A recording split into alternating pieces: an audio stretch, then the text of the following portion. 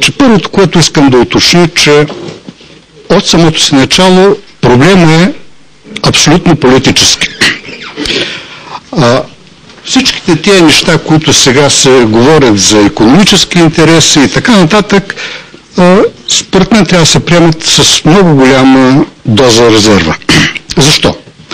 Значи в преамбюла на известното решение 533 дробна черта А от 21 август 1996 година на Одеската областна държавна администрация, подписано от тогавашния губернатор Руслан Боделан.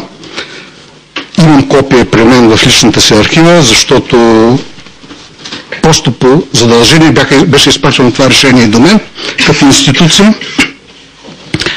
В преамбюла на това решение, черно на бяло, се казва, че областната държавна администрация на Одеса взема това решение по поръчение на президента на Украйна Леонид Кучма.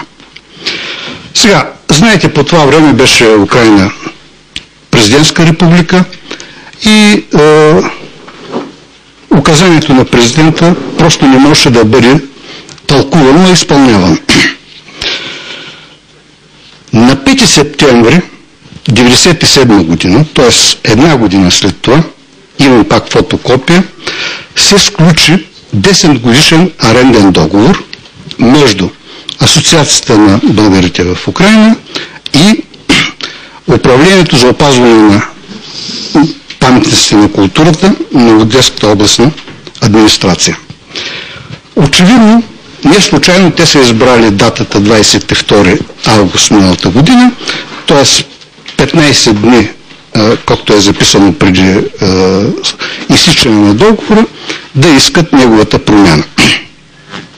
В договора, по който се сключват арендни отношения, наема по тогавашните цени някаква много смешна сума, не мога точно да се спомням, то ли 1000 гривни, то ли 200, нещо такова беше, много дребно.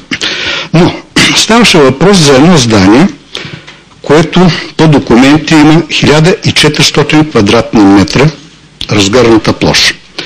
От това здание, строено в края на по-миналия век и ремонтирано за последен път през 1925 година, бих казал, че съществуваха само външните стени. И то показваха какво е било, а нищо друго.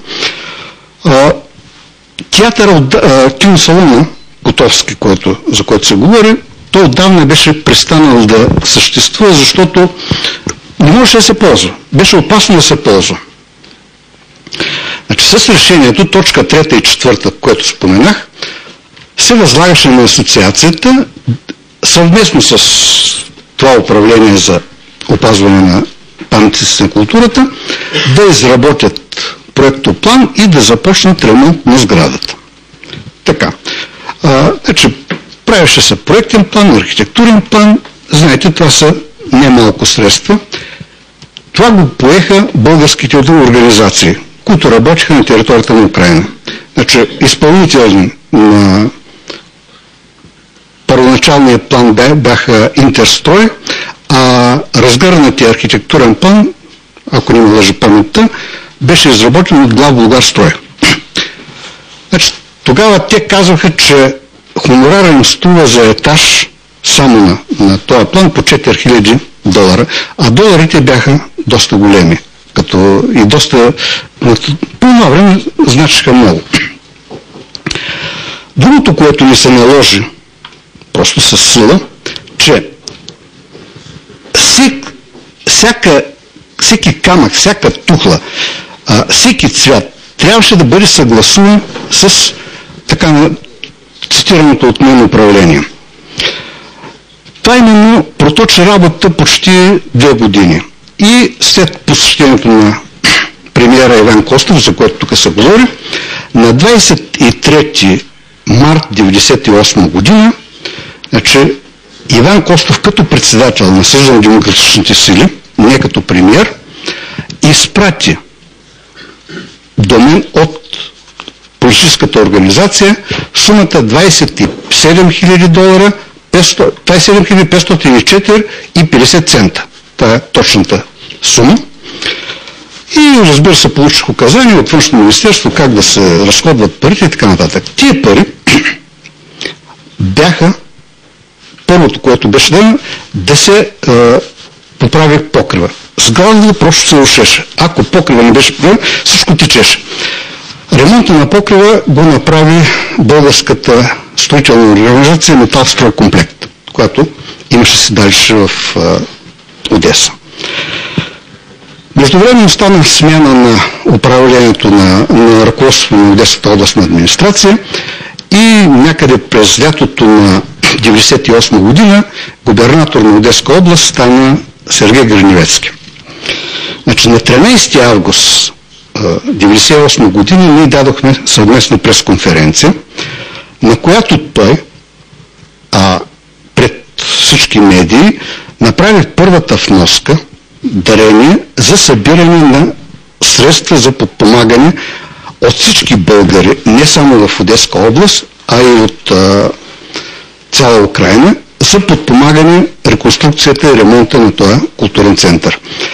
Имайте предвид, че тогавашният губернатор Гриневецки, който сега е депутат, той не е българин по произход, но е роден в село, където большинството от жителите са българи.